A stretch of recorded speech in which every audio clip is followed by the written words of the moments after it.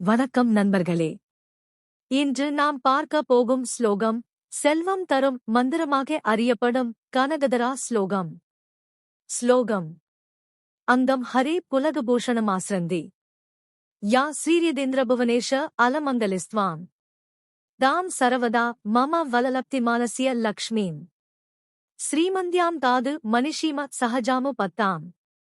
பொருள்: லட்சுமி தேவி அருளால் இம்மையிலும் மறுமையிலும் செல்வம், சுபிக்கம், நிம்மதி கிடைக்கும். இந்த ஸ்லோகம் ஆதிசங்கரர் அருளிய மந்திரமாகும்.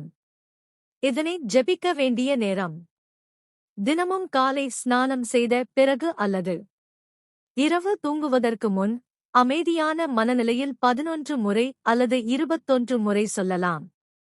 பயன்கள்: வீட்டில் செல்வம் பெருகும், கடன் பிரச்சனைகள் குறையும், மனநிம்மதி, பாக்கியம், தெய்வீக கிருபை கிடைக்கும். கடவுளின் வரம் பெற இப்போது சப்ஸ்கிரைப் செய்யுங்கள்.